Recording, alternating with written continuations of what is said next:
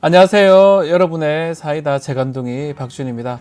자, 김건희 여사가 이번 22대 총선 때 공천에 개입할 수 있었다. 이런 어떤 증거들이 저희 뉴스토마토 단독으로 보도가 됐는데요. 오늘 이 내용도 좀 살펴보고요. 대통령 지지율 갤럽 기준으로 23% 국정 운영 지지율을 보이고 있습니다. 이 내용도 상세하게 살펴보도록 하겠습니다. 여러분 출근길 함께 하도록 하겠습니다. 생방송 중에 댓글 참여 많이 부탁드리고요. 박준의 뉴스 인사이다 지금 바로 시작하겠습니다.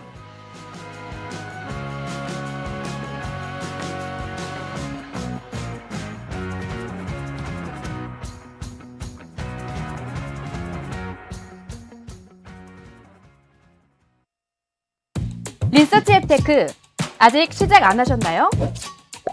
생각만 공유해도 리워드가 쌓이는 서치통 지금 시작해보세요. 원아이디 로그인 후 패널 가입 시 약 3,000원 상당의 리워드 적립. 리서치에 참여하실 때마다 현금처럼 사용 가능한 PTR 적립. 내가 초대한 친구가 패널 가입을 할 때도 리워드 적립. 지금 바로 서치통에서 우리 지역, 우리나라의 사건, 사고들에 대한 리서치에 참여해주세요. 바쁜 아침 오늘 꼭 알아야 할 뉴스 정리해서 전해드리겠습니다. 듣기만 해도 이해가 쏙 뉴스픽. 오늘도 뉴스토마토의 전현주 기자와 함께 하겠습니다. 기자님 안녕하십니까? 네, 안녕하세요. 자, 먼저 말씀드렸지만 오늘 뉴스토마토 단독 보도 이야기 좀 해보겠습니다. 자, 김건희 여사가 22대 총선 공천에 관여했다 이런 주장이 제기됐네요. 네, 오늘자 뉴스토마토 기사에 네. 따르면 김건희 여사는 지난 4월 10일 총선을 앞두고 당시 5선 중진이었던 김영선 국민의힘 의원에게 지역구를 옮겨서 출마할 것을 요청했다는 겁니다. 이를 뒷받침하기 위해서 현역 국회의원 2명이 증언을 했는데 꽤 구체적이고 이 2명의 증언이 일치하기까지 했습니다. 두 의원 모두 익명을 요청했기 때문에 편의상 A 의원과 B 의원으로 전해드리겠습니다. 네. A 의원은 김 여사가 이 김 전 의원과 텔레그램을 주고받았다면서 그 텔레그램에 따르면 김 여사가 김 전 의원에게 김해로 이동해 줄 것을 요청을 했고 지원 방안도 구체적으로 얘기했다고 말했습니다. 네. 이 김 여사가 먼저 이 대통령과 맞춤형 지역 공약을 마련하겠다 등의 제안을 건넸다는 건데요. 기억을 좀 더듬어 보면 윤석열 대통령이 이 총선 상황 당시에 각 지역을 돌아다니면서 이 민생 토론회를 열고 지역별로 여러 지원 정책을 공약했었던 거를 기억하실 수 있을 겁니다. 자, 지금 말씀대로 김건희 여사가 직접 지역구 이동해 줄 것을 요구를 했고 뭐 맞춤형 지원까지 본인이 약속을 했다. 야, 이게 말이 됩니까? 상당한 개입으로 보이는데 근데 문제는 그 김영선 의원 낙선했잖아요. 네, 맞습니다. 이 김영선 의원은 비례대표로 국회에 입성해서 2022년 6월에 치러진 이 경남 창원 의창 보궐선거를 통해서 5선을 달성했었는데요. 지난 22대 총선에서는 본인의 지역구인 창원을 떠나서 이 험지 출마를 명분으로 실제 경남 김해 갑에 도전장을 던졌습니다. 네. 하지만 이 김 의원은 경선 기회조차 얻지 못했는데요. 이 A 의원에 따르면 결과적으로 김 여사가 약속을 안 지키거나 못 지킨 것이라며 김 전 의원은 화가 나서 탈당까지 생각했다 이렇게 전했습니다. 이 이야기를 알게 된 것도 이 컷오프된 김 전 의원이 분개해서 해당 텔레그램을 직접 보여줬다는 건데요. 약속이 왜 지켜지지 못했는지 아니면 일부러 지키지 않은 건지에 대한 배경은 아직 드러나지 않았습니다. 네. 텔레그램의 캡처본 이게 증거는 거의 확실해 보이는데 2명의 의원이 김건희 여사의 총선 개입 의혹 얘기를 했다고 하는데 이 얘기는 아마 A 의원이 했던 거라면 A 의원이 이제 김영선 의원한테 보고 그 텔레그램 보고 했다면 B 의원은 어떤 주장을 하고 있는 겁니까? 네, B 의원 역시 김 여사와 김 전 의원이 주고받은 텔레그램을 봤다고 전한 건데요. A 의원은 김 전 의원이 직접 보여줬지만 B 의원은 제3의 인물, 이 MC를 통해서 캡처본을 봤다고 말했습니다. 네. 여기서 이 MC는 창원을 기반으로 경남은 물론 중앙에도 알려진 인물이라고 하는데요. 또 MC는 당시 김 의원을 돕고 있었던 것으로 파악됐습니다. 그만큼 아예 이 김 전 의원과 관련이 없는 사람은 아니라는 했다는 겁니다. 자, 이게 사실이라면 진작에 이게 외부에 좀 알려질 수밖에 없었던 상황 같은데 일단은 김 전 의원 입장이 어떻습니까? 네, 해당 보도에 따르면 A 의원과 B 의원은 이 김 전 의원이 사실이 알려지는 걸 꺼리고 있다면서 당사자인 김 전 의원의 양해 없이 이 사실이 알려지는 것에 굉장히 난색을 표했다고 네. 전했는데요. 다만 이 A 의원은 면책 특권이 있는 자리에서 밝히는 것은 생각해 볼 수 있다 이렇게 말한 것으로 전해졌습니다. 이에 대해서 김 전 의원은 이 총선 승리를 위해서 조혜진 의원과 험지인 김해로 간 것이고 한강벨트 전선에 가자는 아이디어는 본인이 낸 것이라고 이 지역구 이동 배경을 설명을 했는데요. 김 여사가 경남 사정을 어찌 알겠냐면서 김 여사와 텔레그램을 주고받은 사실을 전면 부인했습니다. 한편 또 앞서 등장했던 MC의 그 발언도 헛소문이라고 주장했다고 합니다. 그래요. 뭐 당사자가 지금 다 이제 부인을 좀 해버린 상황인 것 같은데, 근데 참모진 또 당직자들의 반응은 좀 다른 것 같은데 어떻습니까? 네, 이 김 전 의원의 참모였던 네. C씨는 터질 게 터졌다라면서 한숨을 지었다고 하고요. 이어 MC의 이름이 거론되자 다른 의원들도 얽혀 있다. 못 볼 것을 너무 많이 봤다. 다 잊고 살고 싶다. 심경이 복잡하다고 했습니다. 네. 또 국민의힘 당직자 출신은 지난 총선 때 김 여사가 어떻게 했는지 다 알고 있다면서도 이 걸려있는 사람들이 있어서 지금은 이 사건의 전말을 공개할 상황이 아니다 이렇게 말을 했다는 건데요. 당사자들은 부인을 했지만 어떤 이유에서 부인을 한 건지 또 만일 김 여사와의 텔레그램 내용이 사실이라면 어떤 사람들이 얽혀있길래 이 사실이 드러나는 것조차 두려워하는지 계속해서 지켜봐야 할 것 같습니다. 맞습니다. 대통령의 배우자입니다. 배우자가 총선에 이렇게 개입하는 거, 이게 만약 사실이라면 심각한 국기문란이라고 봐야 될 것 같고, 특히 지난 총선 때 뭐 경남 지역, 특히 김해 지역이나 이런 데 막 옮기는 과정이 아마 많은 국민들이 기억을 할 겁니다. 그거를 지금 국민의힘에서 한동훈 대표가 한 걸로 보였는데 알고 보니까 그 속에는 김건희 여사가 있었다라는 게 사실이라면 매우 충격적이지 않을까 생각이 듭니다. 젤리스님도 오셨고요, 이지연님도 오셨습니다. 이게 국정농단 맞아에 맞다면 국정농단에 해당할 수 있을 것 같습니다. 채윤님 당무 개입까지, 또 제임스 아스톤 리님 또 있고요, 코코 블럭님, 리틀 테네시님, 김말룡님, 서민규님, 랑님까지 오셨습니다. 하여튼 뭐 이건 아마 추가로 보도가 될 겁니다. 저희가 단독으로 한 거고요. 추가로 보도가 되면 어떤 내용들이 있을지 지켜보면 좋을 것 같습니다. 자, 이 이야기도 좀 해보겠습니다. 어제 정부가 국민연금 개편안 발표를 했는데요. 최종적으로 이제 어떻게 달라진다는 겁니까? 네, 정부가 27년 만에 제자리였던 국민연금 보험료율을 인상하기로 했습니다. 현재 국민연금 가입자들은 모두 똑같이 과세대상 월소득의 9%를 보험료로 내고 있습니다. 연금을 받을 때는 평균 소득의 42%를 돌려주고 있었는데요. 바뀐 개편안은 보험료율을 13%까지 올리고 받는 돈의 기준인 소득대체율은 안 내린다는 게 핵심입니다. 또 하나 주목해야 되는 점은 이 인상 속도를 세대별로 차등화한다는 건데요. 저출생 고령화 속에 현재 체계를 유지할 경우에 국민연금 기금이 2056년에는 고갈된 우려가 많았었는데 이런 우려를 감안해서 연금액에 기대 여명이나 가입자 수 증감을 연동하는 자동 조정 장치도 도입하기로 했습니다. 이 현재 연금 지급액은 물가 상승률만큼만 오르는데 앞으로는 이 기대 수명 증가율과 연금 가입자 감소율 등도 반영하게 되는데요.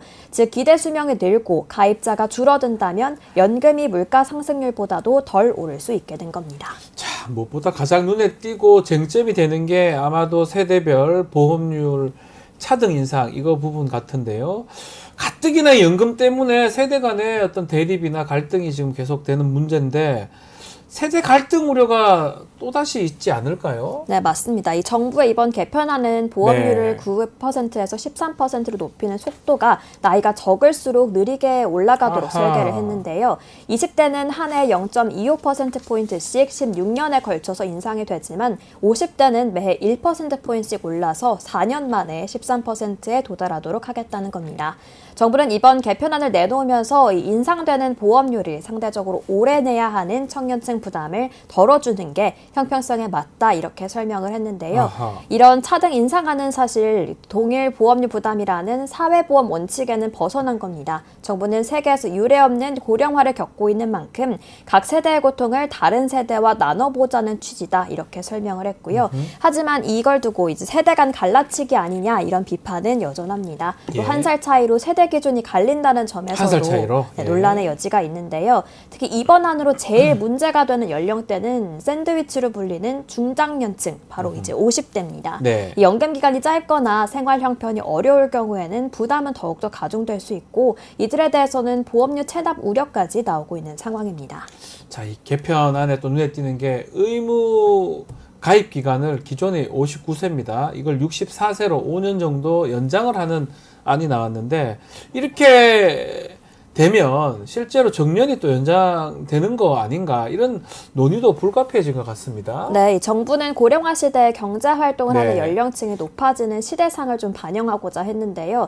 현재 법정 정년은 60세고 연금을 받기 시작하는 나이는 올해 기준으로 63세지만 2033년부터는 65세로 고정이 됩니다. 그런데 이 국민연금 의무 가입 연령은 59세까지로 정해져 있는데요. 은퇴 후에도 일하는 고령자가 늘고 있는 만큼 가입 연령을 64세까지로 올리고 그 이듬 해인 65세부터 받을 수 있도록 하자는 겁니다. 네. 다만 이게 사실 제대로 완수가 되려면 노동개혁도 함께 가야 하는 부분인데요. 사측에서도 고령층에게 이 양질의 일자리를 충분히 보장할 수 있는 여건도 마련이 돼야 한다는 겁니다.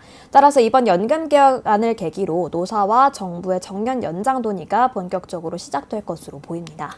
자, 연금개혁 이거 어차피 입법 사안입니다. 법 개정이 필요한 거기 때문에 결국은 국회로 이제 공이 넘어간 상황인데 여야 반응 궁금합니다. 각각 어땠습니까? 네, 말씀하신 대로 공은 이제 국회로 넘어왔는데요. 조경 보건복지부 장관도 어제 국회 합의가 가장 중요하다면서 여야정 협의체를 조속히 설치해달라고 요청을 했습니다. 하지만 벌써부터 여야는 좀 다소 상반된 입장을 보이고 있는데요. 국민의힘은 이번 개혁안에 대해서 의미 있다고 평가를 했고 또 별도의 특위를 출범하자고 야당에 제안하기도 했습니다. 반면 민주당은 정부의 재정 부담을 덜어내는 데만 몰두했다면서 다소 부정적인 입장을 보였는데요. 정부가 내놓은 이 단일 개혁안에 대해서 정치권이 골든타임 내에 완수할 수 있을지 계속해서 지켜봐야겠습니다. 네, 자, 의료계 얘기도 좀 짚어보겠습니다. 응급실 비상 상황은 계속되고 있는 상황인데 운영 제한도 계속해서 늘고 있고요. 급기야는 응급 수술을 제한하는 곳 이런 곳도 있다면서요. 네, 전국 응급실 가운데 강원대, 건국대 충주, 세종 충남대 네. 병원에 이어서 어제 이대 목동병원이 추가로 24시간 정상 운영되고 있지 않습니다. 정부는 이 외에 응급실은 24시간 잘 운영되고 있다 이렇게 설명을 했는데요. 현장의 분위기는 사뭇 다른 모습이었습니다. 네. 응급실의 문은 열어두고 있지만 환자를 제한적으로 받는 경황이 확인되는 병원도 다수 있었는데요. 별도로 공식적으로 공지를 하진 않았지만 일주일 전부터 10시 이후 응급수술을 잠정 중단한 병원도 있고 네. 야간과 휴일에 타 병원의 수술 환자는 받지 않기로 내부 방침을 정한 곳도 있었습니다. 설령 응급실을 운영한다고 하더라도 이 협진할 수 있는 배후 진료마저 어려워져서 정상적인 응급의료가 진행되지 못하고 있는 상황인데요.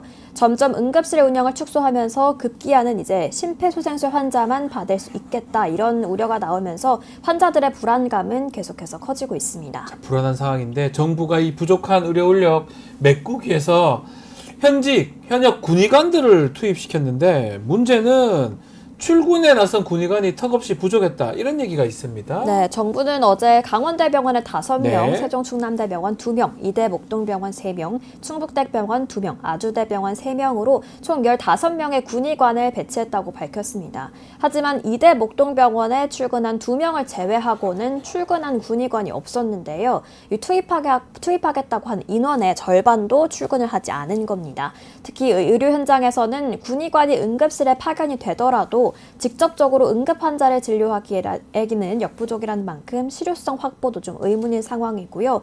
또 의료 행위 중에 발생할 사고에 대한 책임 소지 부분도 논란의 여지가 있습니다. 네. 이런 상황에서 이제 무작정 파견하는 군의관 수를 늘린다고 해서 근본적인 해결책이 되기는 어려워 보입니다. 계속 얘기를 하지만 군의관이 좀 중요한 게 아닙니다. 그 응급 의사도 중요하지만 그 뒤에 있는 내과라든지 뭐 외과, 정형외과, 협진 같은 게 가능해야 될 것 같고 참 답답한 상황이고 채윤님이 이렇게 말씀 주시네요. 아프지 마십시오. 예, 아프지 말아야 된다. 이게 가장 문제겠죠. 또 배동원님은 보건이 군의관으로 막아 보려고 했지만 군의관 보건의가 대형병을 와서 뭘 할 수 있을까? 예, 이 말도 아마 일리가 있는 얘기 아닌가. 리틀 테니지님 예쁘죠 기자님 이렇게 영어로 No that's what you want to say 뭔지는 모르겠습니다. 네, 알겠습니다. 그리고 엄발의 오줌 누기일 듯 가을님도 글 주셨습니다. 추석이기 때문에 하여튼 응급실 부분을 좀 가장 대통령이 어제 뭐 의정부에 갔던데요. 어쨌든 간에 잘 좀 그 부분은 가장 좀 중요한 부분이 아닌가 생각이 됩니다. 자, 오늘 뉴스픽은 여기서 마무리하겠습니다. 전현주 기자와 함께 했습니다. 감사합니다. 네, 고맙습니다. 자, 생방송 댓글 참여 좀 많이 부탁드리고 전 잠시 후 쇼미더 민심 코너로 다시 돌아올 테니까요. 조금만 기다려 주십시오.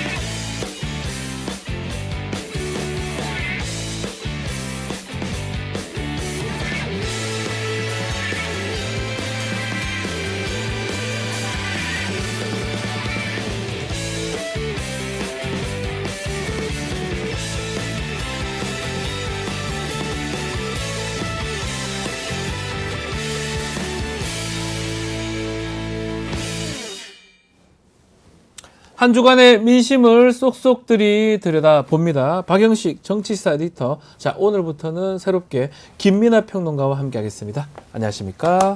안녕하세요. 네, 김민하 평론가 제가 너무 좋아하는 막 분석이 예리하십니다. 오늘 또 면도도 하고 이제 오셨던 것 같은데 인사 좀 부탁드리겠습니다. 평소에 면도를 안 하신단 말이에요. 예, 딴 데서 봤을 때는 또 이렇게 깔끔하게 오시진 않는데 감사합니다. 예. 계속 기를 수는 없죠. 가끔 한 번씩은 해야. 네. 네. 시청자분들한테 좀 짧게라도 인사를 좀 부탁드리겠습니다. 안녕하십니까. 네, 알겠습니다. 아주 뭐 놀라운 또 아주 정제된 분석 평가 부탁드리고요. 원래 쇼미더 민심이 저희 뉴스토마토의 또 미디어 토마토 여론조사로 여론 동향을 파악하는 시간인데 오늘은 저희 조사 아닙니다. 오늘은 이 갤럽 조사를 조금 인용을 좀 해서 진행을 좀 해보도록 하겠습니다. 갤럽 조사가 상당히 좀 많이 또 인용이 되기도 하니까요. 토마토 거 아니고 갤럽 겁니다. 먼저 대통령 국정운영 평가 먼저 알아보겠습니다. 네. 박인씨 에디터. 예. 갤럽 조사상의 대통령 국정운영 평가 어떻게 나왔습니까? 예, 요 갤럽 조사는 지난 30일에 발표된 조사이고요. 27일부터 29일까지 1,002명을 대상으로 조사했고 95% 신뢰 수준의 표본오차 플러스 마이너스 3.1%포인트고요. 질문을 이렇게 해봤습니다. 귀하는 윤석열 대통령이 대통령으로서의 직무를 잘 수행하고 있다고 보십니까? 아니면 잘못 수행하고 있다고 보십니까? 이제 이렇게 물어봤는데 보시는 그대로 네. 부정이 66%. 맞았네요. 예, 이 전주 대비 63에서 60, 이전주 대비 63에서 66, 3% 올라간 네. 거고요. 갤럽 조사에서는. 부정평가는 보시는 대로, 긍정평가는 보시는 대로 23%인데, 이전주 대비 4%포인트가 빠진 겁니다. 그래서 23%포인트였고, 모르겠다가, 11%였고요. 리얼미터도 마찬가지로 언급을 해드리면, 리얼미터 조사상으로는 이전 주와 비교하자면 4%포인트 또 내려간 수치를 보였다고 해서 이게 지금 국정 지지도의 흐름이 대체적으로 대부분 다 부정이 올라가고 긍정이 내려가는 그런 상황을 좀 보이고 있어서 네. 대통령으로서는 굉장히 좀 난처한 상황이 됐다고 볼 수 있겠습니다. 임기가 아직 반환점 돌지 않았습니다. 절반이 안 됐는데 25%도 안 되는 23%다. 레임덕이라고 봐야 됩니까? 어떻게 보십니까? 근데 이제 레임덕이냐 아니냐는 제가 볼 때는 뭐 여론조사상의 뭐 지지율이라는 뭐 기준도 뭐 물론 이제 따져야겠지만 대한민국의 대통령제에서는 남은 임기가 더 큰 변수인 것 같아요. 그렇죠. 네, 그래서 2년 반 이상 남았다. 예. 그렇죠. 그래서 이제 레임덕이냐 아니냐의 문제라기보다는 지금 30% 선이 깨졌다라는 네. 거에 대해서 그리고 조만간 20% 선도 깨지는 거냐. 그런 얘기가 계속 나오잖아요. 그렇죠. 이것에 더 이제 주목을 하는 분위기라고 생각이 되는데 왜냐하면 30% 윤석열 정권 특징이 특히 네. 이제 갤럽이나 이런 전화 면접 MBS, 여론조사를 예. 보면은 30%라는 요 선이 있어요. 이 선이 어떤 선이냐면은 보수 유권자층이 그래도 윤석열 대통령은 그래도 어느 정도 잘하고 있지 않아?라고 하는 태도를 거의 어떤 경우든 간에 좀 이제 고수하는 요 여론층이 한 30% 정도 되는데 예. 이게 이제 30% 아래로 내려가서 거의 이제 20% 중반까지 내려가는 흐름이 됐다라고 볼 때는 네. 제가 볼 때는 한 두 가지 정도의 이 어떤 변수가 생겼을 때 그렇게 전개가 됩니다. 두 가지 어떤 겁니까? 첫 번째는 여당 지지층 그러니까 보수 예. 유권자층이 분열할 만한 어떤 요인이 생겼을 때예요. 가령 예. 예. 여당 내의 어떤 분열상이 이제 좀 반영이 된다거나 과거 같은 경우에는 이준석 대표하고 막 이렇게 대립을 아하, 한다거나 예. 근데 지금 같은 경우에는 이제 한동훈 대표하고 뭐 충돌이나 이런 이른바 것들이- 유난 갈등. 그렇죠. 예. 이런 게 반영되는 게 있는 거고 두 번째는 이거는 보수 유권자층 평소에 이제 윤석열 대통령이 어떤 경우에도 좀 잘한다라고 응답을 해왔지만 네.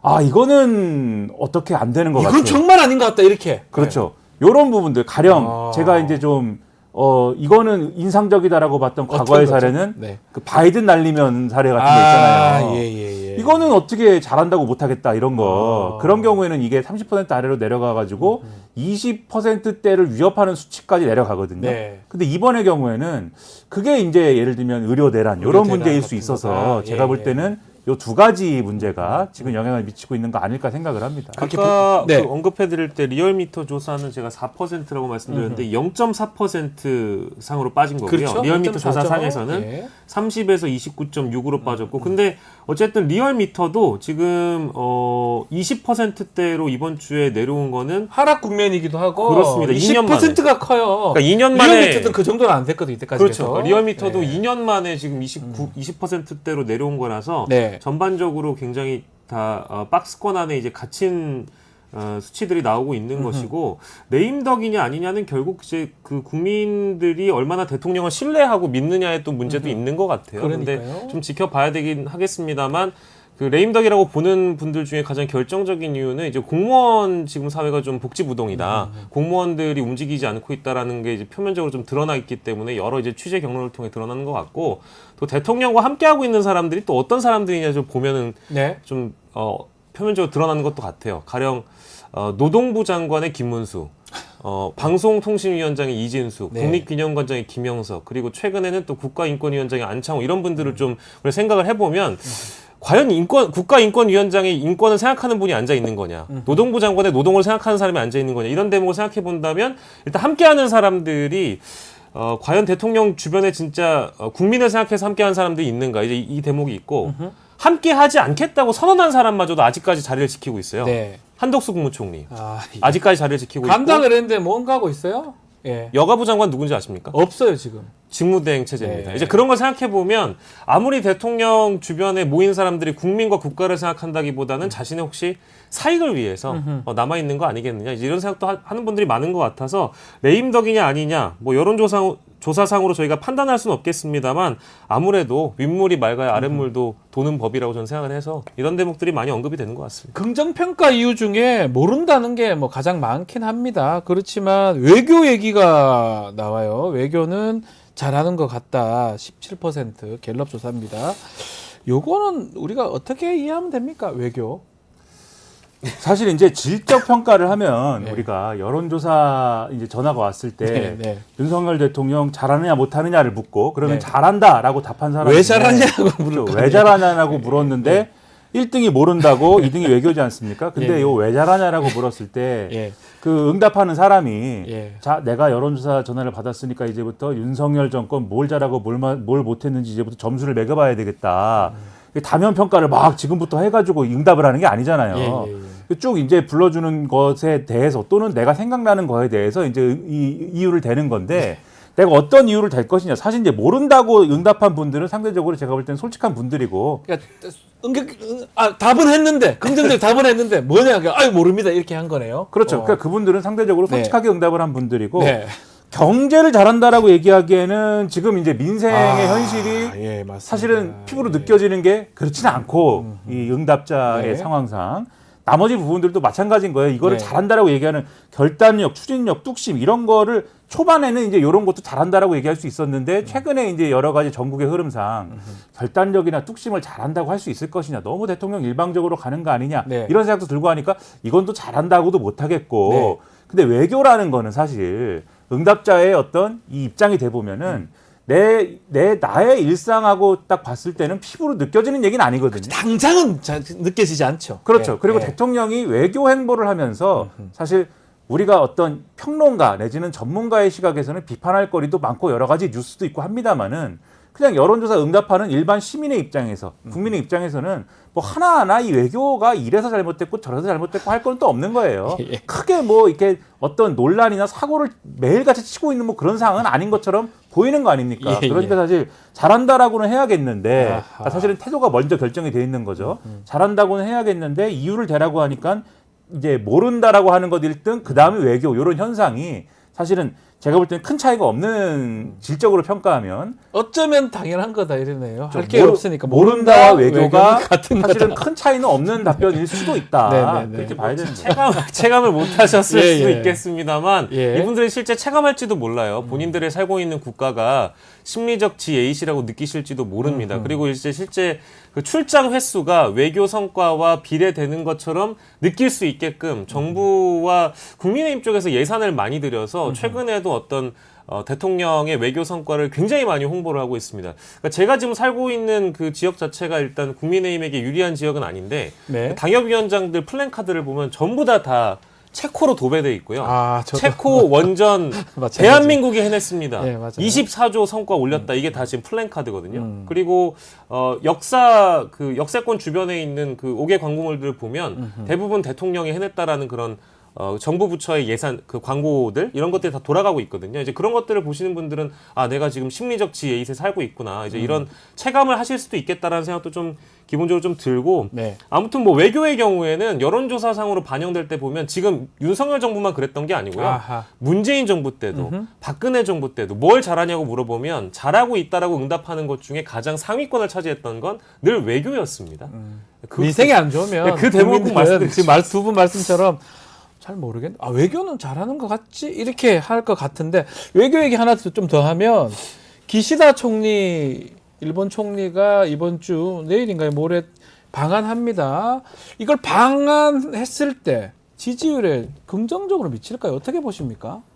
저는 여기서 지지율에 긍정적인 영향을 미친다라는 거는 예. 예를 들면 지지율에 명확하게 이 사건 때문에 즉 기시다 우미오 총리의 방한 때문에 이 지지율이 상승했다. 네. 이렇게 볼만한 게 이제 좀 나와야 되는 거지 않습니까? 그러니까요. 그러니까 오차 범위 내의 상승이라든가 이런 게 아니라 명확하게 이것 때문에 상승했다라는 그 연관관계가 확인이 돼야 되는 건데 저는 그 정도 사안은 아닐 것이다라고 생각을 하는 게 네. 지금 기시다 우미오 총리가 와가지고 이 한국에 좋은 일을 뭐 특별히 해줄 거는 지금 없는 거거든요. 네. 오히려 이 윤석열 대통령 입장에서의 앞으로의 한일 관계에 대한 구상에 도움이 되는 얘기는 해줄 수는 있습니다.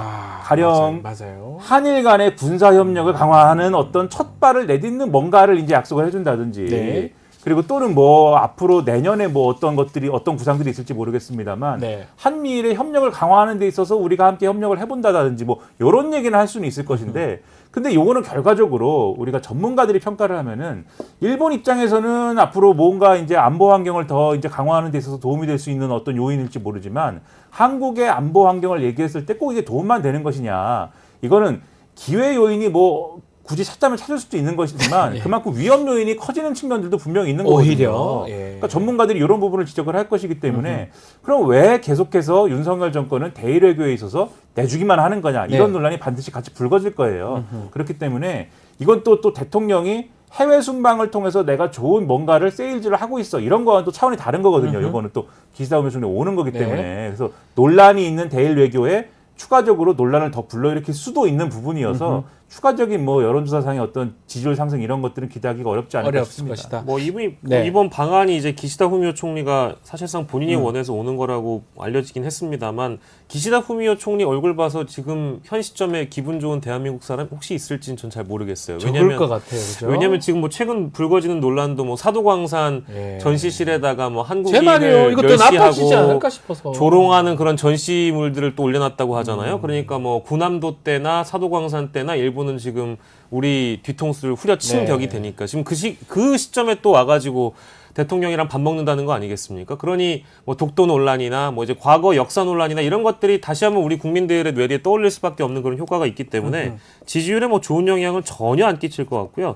더불어서 뭐 이제 물컵의 절반을 기시다 후미오 총리가 와가지고 채워준다고 하나요? 잘 모르겠습니다. 근데 그 물컵 아니, 절반은 더 달라고 하겠죠. 한컵 더 달라고 하면 이렇게 이럴 수 있다는 거. 지금 와서 그러면 좋은 얘기 하지 않을 것 그동안 같아요. 윤석열 대통령의 물컵 절반을 채워놨으면 지금 와가지고 절반을 또 따로 채워주면 모를까. 그러니까요. 뭐 이제 퇴임하는 총리가 와가지고 뭘 채워주겠어요. 이제 그런 기대와 희망이 없기 때문에 전향적인 모습을 보이지 않는 한 전혀 도움될 건 없다. 문제가 있다. 자, 지금 사실 문제입니다. 20%대 초반이에요. 갔다 가다가는 10%대로 떨어지고 정말 심각한 상황인데 이런 원인이 뭔지도 봐야 되고 또 앞으로 이거를 극복하려면 우리도 한번 좋은 의견 한번 줄 수 없습니까? 어떻게 하면 올라갈 수 있습니까?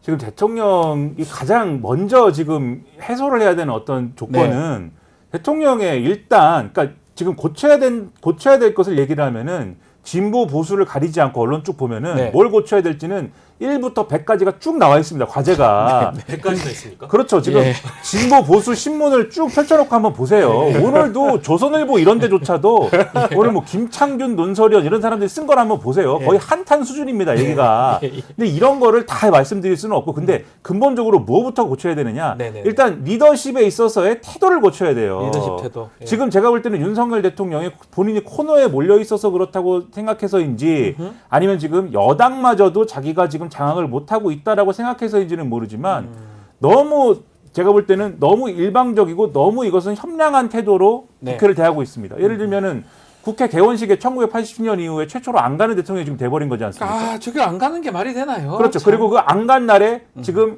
김건희 여사가 뜻깊은 생일이 됐다라고 말하는 네. 미국 상원의원단 간의 그 좋은 시간에 갖는 그러한 연출이 돼버렸지 않습니까? 네. 이런 것들을 좋게 볼 국민들이 없거니와 오히려 이런 시간에 갖는 게 아니라 예를 들면은 윤석열 대통령이 정말 국회가 나에게 부당한 모욕을 하고 있어라고 생각하면 할수록 더 예를 들면 국회에 다가가서 그런 상황임에도 불구하고 나는 그런 상황이지만 협치를 요구합니다. 오히려 이렇게 대담한 스타일로 나가야 네. 그래야 다음 수가 생기는 거거든요. 근데 모든 것을 꾹 닫고 오히려 이런 상황이기 때문에 난 싸워야 한다. 야당과 싸운다. 국회와 싸운다. 여당과도 싸운다. 지금 전선이 너무 넓어져 있는 상황이기 때문에 그래서 수가 안 생기는 거예요, 지금. 수가 안 생긴다. 그래서 답이 없다. 뭐라도 하려면 일단 이 기본적인 모든 것과 싸우겠다는 태도부터 바꿔야 뭐라도 할 수 있는 공간이 열린다. 그것부터 바꿔야 됩니다. 과거에 태도. 그 김종혁 그 원외위원장이었죠. 지금 최고위원 하고 있죠. 예, 김종혁 조직부총장이었나요? 아무튼 이분이 과거에 하신 말씀이 있어요. 네. 그때 말씀이나 지금 말씀이나 유효합니다. 프레지던트 아이덴티티, PI가 망했다라고 얘기를 했어요. 그러니까 이미지거든요, 결국. 예. 최고 경영자의 이미지를 어떻게 만들어가느냐의 그 과정과 결과가 죄송한데 다 망한 것 같아요. 특히 이번 국정브리핑과 기자회견을 보면 대통령이 굉장히 호기롭고 자신만만하게 아무 문제 없다고 했잖아요. 네. 근데 보건복지부 장차관이 브리핑할 때 나와가지고 엄중하게 보고 있다. 말 바뀐 거거든요. 근데 정상인데 왜 군의관을 파견받습니까? 그러니까요. 정상이 아니란 얘기거든요. 말하고 현실하고 전혀 맞지 않아요. 그러니까 이제 거짓말처럼 들리기 때문에 국민들은 이제 사기 친다라는 생각을 또 드는 거예요. 네. 이게 쇼하고 있구나라는 생각이 좀 들어서 비정상적인 인식이라는 대목을 좀 고쳐야 될 것 같고요. 우리 뭐 김민하 평론가께서 말씀 주셨습니다만 그리고 더불어서 또 하나 얘기하고 싶은 게 어떤 겁니까? 이게 아까 국회 개원식도 말씀하셨습니다만 이게 국회를 비정상으로 규정하면서 자꾸 어떤 여야를 갈라치기 하려고 하는 것 같아요. 가령 예를 들면 여야 회담 도중에 속보를 친다든지 여야 회담 끝나고 나서 나 국회의원실 안 간다고 한다든지 그 끝나고 나서 또 월요일과 화요일에 이어서 계속해가지고 야당의 계엄령 주장을 물고 터서 여야가 못 만나게 한다든지 뭐 이런 식으로 어떤 그 지도자의 이미지는 국민 통합적 이미지가 돼야 되는데 네. 지금은 분열적 양상으로 오히려 만들어가고 있거든요. 그러니까 이제 PI가 망했다라는 부분이 이 대목에서 또 나오는 것 같아서 또 PI다. 그것도. 어떻게 하면 이제 지지도가 올라가야 되느냐 이걸 다 반대로 하면 되는 겁니다. 반대로 할 수 있습니까? 그거는 이제 잘 모르겠어요. 그래서 해야 되는데 해야 여기서 되는데. 딱 하나만 아까 네. 의료대란 관련해서 한 마디만 덧붙이자면 네. 의료대란도 마찬가지예요. 왜 문제가 없다고 인식을 하고 있느냐. 그때 국정브리핑 할 때 기자가 물어봤지 않습니까? 이 응급실과 관련된 여러 가지 어려운 상황들이 있는데 어떻게 보고 있고 어떻게 할 거냐에 대해서 질문을 했는데 윤석열 대통령 답변을 잘 보시면은 네. 지금 그 질문은 지금 이런 의대 정원을 증원하는 것에 반대하는 쪽 말씀을 하시는 것 같은데 그렇죠, 맞아요. 라는 전제를 걸고 지금 현장 가보시면 상황 다르다라는 말씀하시는 거잖아요. 네. 즉 지금 상황이 어렵습니다라든지 이런 얘기하는 어떤 조언이나 충언을 들으면 그것을 정말 그래? 그러면 한번 내 생각을 바꿔봐야겠는데라고 생각하는 게 아니라 이것도 반대하는 녀석들이 반대 세력이 그렇죠. 또, 반대하는 녀석들이 또 얘기하는구나. 어허. 또 이 녀석들 혼내줘야 되겠구나. 어허. 지금 이런 스타일로 비춰지는 거거든요. 그러네요. 근데 이게 다른 여타의 여의도 정치뿐만이 아니라 의료 문제까지 이러면 국민들은 실제로 지금 병원을 못 가고 있는데 저도 8월 달에 병원을 가려고 그랬는데 11월 달에 오랍니다, 지금. 저도 그래요. 그러니까 이런 식인데. 둘다 그렇게 아파요. 그러니까 말이야. 예. 삶이 힘들. 예. 육체와 정신이 다 힘든데. 주위에 진짜 많아요, 이런 분들이. 예. 그러니까요. 육체도 힘들고 정신도 힘든데 아무튼 그런 상황인데 이런 얘기를 들으면 국민들이 어떻게 생각하겠습니까? 그러니까요. 그러니까 스타일을 바꾸는 것부터 시작을 해야 되는데 이걸 못 바꾸면 제가 볼 때 이 정권 앞으로 상당히 어렵다. 쉽지 않다. 아니 그리고 예. 제가 아까 PI 얘기를 했습니다만 대통령이 한 입으로 지금 두말하시고 어제는 맞고 오늘은 틀리고 어제는 틀리고 오늘은 맞고 이런 행보 많이 보인다고 했잖아요. 특히 뭐 대통령이 A라고 얘기했는데 참모들이 B라고 얘기하거나 내각에서 C라고 얘기하거나 이런 방식이 많아요. 근데 어제 같은 경우만 하더라도 대통령이 아산병원을 방문을 했다고 합니다. 네. 그렇죠? 그리고 이제 응급실을 방문한 사람이 순서대로 한동훈, 이재명 대통령이 된 건데 네. 저는 이거를 대통령실에서 지난주부터 예고했던 스케줄이고 원래 이제 그 가려고 했던 방문이었다라고 얘기하지만 그건 잘 이제 제가 믿기는 좀 어려울 것 같고요. 다만 지금 타이밍에서 보면 대통령이 지금 판단했던 의료 현장에 대한 인식을 국민으로부터 따가운 눈총을 받고 비판을 받고 심지어 조선일보나 중앙일보 이런 일간지들이 지금 한탄 수준의 얘기를 하고 있다 난리가 보니까 났습니다. 어쩔 수 없이 방문했다고 저는 생각을 하고 있는데 네. 지금 저희가 지지도의 위기를 다루고 있잖아요. 네. 예전에 제가 이거 일간 조사인데 일간 조사가 18, 19%로 떨어졌던 조사도 있었던 걸 제가 네, 기억을 하거든요. 맞습니다. 근데 그때 굉장한 위기였습니다. 학제 개편 관련해 가지고였던 걸로 좀 기억을 하는데 그 시기에 대통령이 서문시장을 가거나 영남 쪽의 행보를 보이면 또 지지도가 뛰어요. 살짝. 예. 그러니까 어쨌든 지지층 결집이 일어나는 거죠. 이번에도 자신의 어떤 말과 행동을 뒤집으면서까지 병원을 또 뒤늦게 방문한 것은 지지도의 위기라는 혹시나. 판단 때문에 간 거 아니냐라는 생각을 하게끔 만듭니다. 그러니까 이런 것도 잘못됐다는 거예요. 결국 지지도 안 본다고 하는데 정말 유심히 보고 있는 거 아니냐 그 말씀을 하신 것 같습니다. 자, 두 번째 조사가 금투세 관련된 금융투자 소득세 이 얘기인데 이 금투세 같은 경우는 국내에서 뭐 금융상품 이익을 얻으면 5천만 원 넘으면 20%, 25% 가사하겠다 이런 내용인데 요거 관련돼서도 의견을 물어봤습니다. 박영신 에디터 어떤 예. 결과가 나왔습니까? 예. 시행해야 된다 나왔습니까? 네.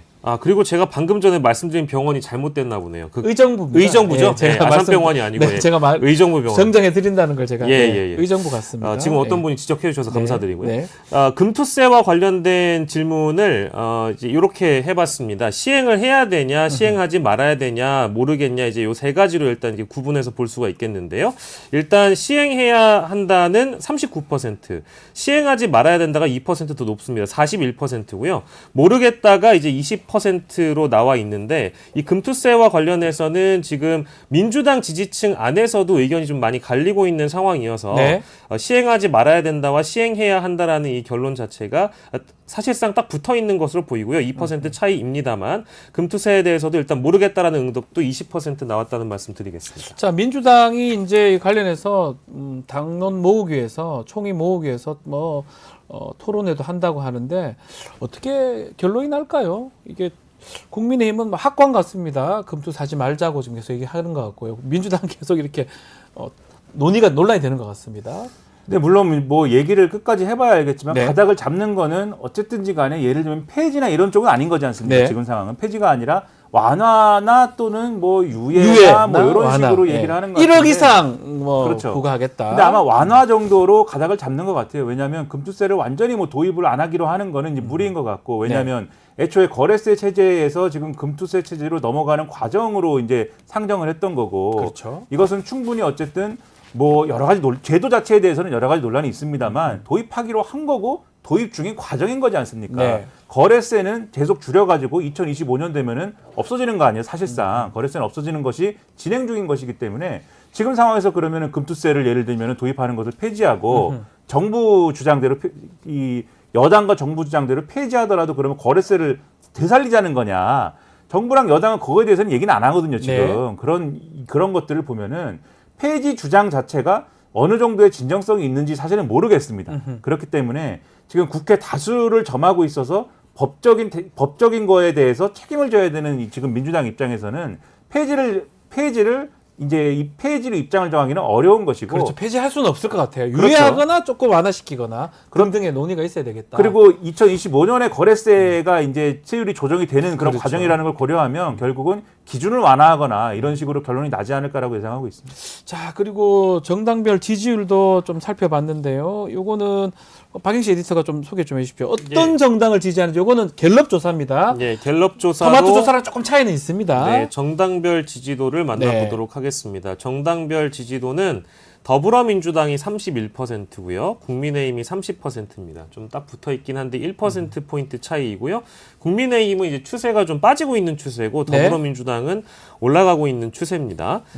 조국혁신당이 7%, 개혁신당이 2%, 진보당이 1%, 무당층이 26%로 조사가 됐는데 무당층 증가도 좀 주목해봐야 될 포인트이긴 많이 합니다만 올라갔어요, 무당층이. 국민의힘 지지율이 많이 빠져 있는 상황이어서 그러니까 이제 뭔가 크로스가 여야가 일어나고 있는 상황이고 조국혁신당도 좀 지지도가 빠져 있고요. 갤럽 조사와 리얼미터 조사 여러 조사에서도 유사한 그런 상황이어서 국민의힘의 고민이 일단 클 것 같고요. 네. 조국혁신당도 마찬가지로 고민이 좀 있어 보입니다. 갤럽은 전화 면접입니다. 그러다 보니까 다 응답하라고. 뭐 리얼미터나 저희 토마토는 ARS니까 조금 차이가 있는데 갤럽에서 국민의힘이 그래도 많이 어느 정도 딱 단단했는데 역전되는 것도 거의 오랜만에 보는 것 같거든요.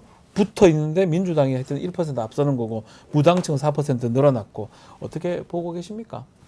일단 지금까지 이제 지지율에 이제 오르락내리락하는 상황을 보면은 윤석열 대통령에 대한 이 보수 유권자층 상당수가 실망을 한 상황에서 그거는 맞는 것 같아요. 지지를 완전히 뭐 철회할 것이냐 아니면 여전히 지지한다고 응답할 것이냐에 요 경계선에 사실은 있는 상황이거든요. 네. 근데 이거를 사실은 떠받친 게 그래도 국민의힘 지지하는 게 필요해라고 떠받친 게 한동훈 대표에 대한 기대감입니다. 제가 볼 때는. 그리고 이 기대감이 실린 기대감이 최대화됐던 이벤트가 지난 전당대회예요. 전당대회를 국민의힘 치르면서, 전당대회. 예. 그렇죠. 전당대회를 치르면서 야 그래도 한동훈을 한번 대표로 만들어봐야 되지 않겠어? 네. 그래가지고 한번 기대를 걸어봐야 되지 않겠어? 이러면서 지지층이 막 활성화되면서 네. ARS 조사 같은 경우에는 국민의힘의 이 지지율이 상당히 이제 큰 폭으로 뛰기도 하고 막 이랬던 건데 네. 그 효과가 사실은 전당대회 때 활성화됐던 지지층이 이제 상당히 빠지는 국면이 있다고 보고 이런 효과는 아마 ARS 조사에서 훨씬 더 이제 드라마틱하게 나올 맞습니다. 거라고 보고 예. 그다음에 이제 전화면접 같은 경우에는 한동훈 대표가 대표가 된 이후에 사실 어느 정도 어떤 이슈에 대해서는 윤석열 대통령하고 차별화하려고 한 측면이 있지만 성공하지 못하고 있는 것이고 네. 또 지지층이 보수 유권자층이 기대했던 것만큼도 차별하고 있지 않은 거거든요. 네. 눈치 보는 것 같고 예. 특히 최상병 특검법이나 이런 것들은 물론 이제 그것에 대한 입장차는 있을 수 있는데 보수 유권자층 내에서도 시원하게 그래도 한번 좀 이렇게 선을 그고 가는 거냐. 삭질내보는 뭐 이런 것도 있었는데 그거 그렇죠. 전혀 없잖아요. 그런 아직까지는. 것도 없고 하기 네. 때문에 그런 실망감이 좀 반영이 되면서 예. 빠지는 측면들이 있지 않을까. 한동훈 대표 효과다. 그러니까 지금 리얼미터 좀 전에 사진 보여드렸는데 민주당은 42.2고요. 국민의힘은 32.8입니다. 뭐 10% 정도 차이가 납니다. 4.2%포인트가 국민의힘 빠졌어요. 이거는 ARS이긴 한데 드라마틱하게 계속 드러난다. 아마 토마토도 다음 주 나오면 이 정도 예상이 되는데요. 그래서 그런지 한동훈 대표가 뭔가 활동을 해요. 지난 3일 날 박정희 전 대통령 생가도 갔는데 이게 좀 지지층 좀 결집시키는 효과, 그 노린 것 같은데 있을까요? 글쎄요, 잘 모르겠습니다. 그게 과연 있을지 저는 좀 의구심을 가지는 게, 예, 물론 예. 대구 경북이 흔들린다는 것은 이제 위험 신호니까 네. 전통적인 당의 기반을 좀 다진다는 차원의 방문일 수도 있고, 네. 구미를 방문해서 반도체 산업에 대해서 강조도 좀 하고 박정희 대통령 생각 가서 사진도 좀 찍고요. 예. 근데 중요한 거는 이게 좀 비교가 되는 게, 예. 김기현 대표가 방문했을 당시에 그 권한대행 그 시절에 방문했을 당시에 국민의힘 지도부가 다 함께 움직이기도 했었고, 그러니까요. 당시에 그 구미 지역구 국회의원들, 그러니까 여당 국회의원들이 다 왔었어요. 맞아요. 근데 이번에는요 안 왔습니다. 아무도 안 왔나요? 예, 그 시장은 그 구미갑 의원, 구미을 의원이 안 오고 아. 산자위 의원들이랑 같이 갈 수 있는 것인데, 그래서 한동훈 대표에 대한 어떤 입지가 왜 흔들리고 있는지를 좀 의심하셨던 분들은 그 장면을 보시고 나면, 아무리 뭐 어떤 국회 일정이 있다고 하더라도 지역구 방문을 당대표가 하는데 구미갑, 구미을 의원이 찾아오지 않았다라는 것은 결국 TK 의원들이 용산 눈치를 또 본 것은 아니겠는가? 오히려 예, 오히려. 그래서 아. 한동훈 대표가 구미를 방문했는데 구미갑, 구미을 의원이 오지 않았다라고 하는 것은 좀 상징적이라고 보고요. 이거는 뭐 이제 그 언론사에서 취재를 한 내용을 보니까 이 해당 의원들은 뭐 국회 일정 때문에 참석이 불가능했다라고 얘기를 하는데, 뭐 그 입장을 존중한다고 하더라도, 아니 자당의 당대표가 가고 심지어 본인들 지역구로 가가지고 똑같은 당시 3년 전에 직무대행과 같은 일정을 소화하는데 그러니까요. 오지 않았다라는 것은, 이것은 무엇을 의미하는지 한동훈 대표가 한번 좀 생각을 해보는 게 좋을 것 리더십 같습니다. 부분 좀 의심이 되는 겁니까, 한동훈 대표? 지금 한동훈 대표의 상황이 그 지난번에 이제 대표회담할 때 내 상황이 좀 그렇다라고 얘기했다는 네. 얘기가 있지 않습니까? 예.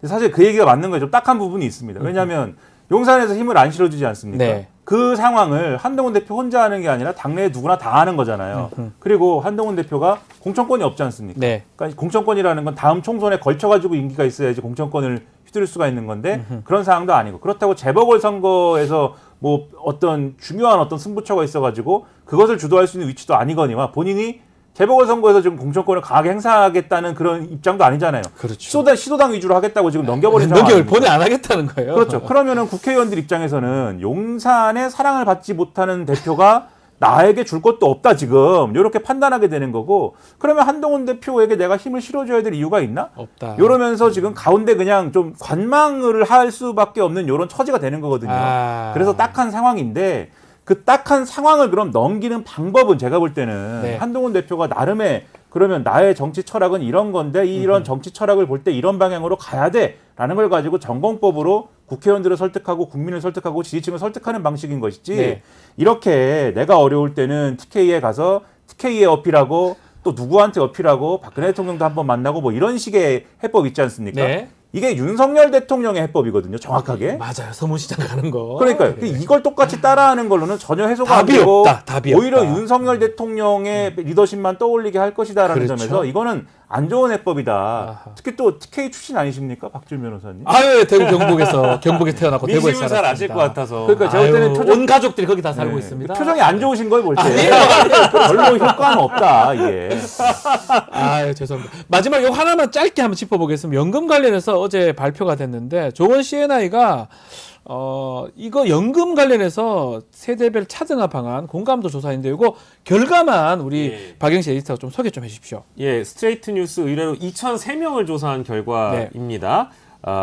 이 국민연금 개편안, 공감하지 않는다가 57.4%고요. 공감한다가 35.1%, 모르겠다가 7.5%인데, 공감하지 않는다라는 비율이 높아 보이는 이유는 아무래도 이 국민연금 개혁안과 관련해서 이 세대의 인상률을 좀, 세대별 인상률을 좀 차등화시켰다라는 부분이 네. 세대 갈라치기다라는 그런 평가를 받고 있는 대목이 있는 것이고, 그리고 더불어서 마찬가지로 21대 국회에서 여야가 합의한 안을 걷어차고 나서 지금 이 시기에 이걸 내놓으니까 오히려 더 분란과 논란을 가중시키는 해법 아니냐라는 그런 평가들이 많다 보니까 반응이 생각보다 썩 좋지 않은 것 같긴 해요. 어제 연금안 나왔는데, 이게 정확하게 더 공개가 되면 여론조사보다 더 어떤 차이가 날 가능성도 있으니까 이건 지켜보기로 하고요.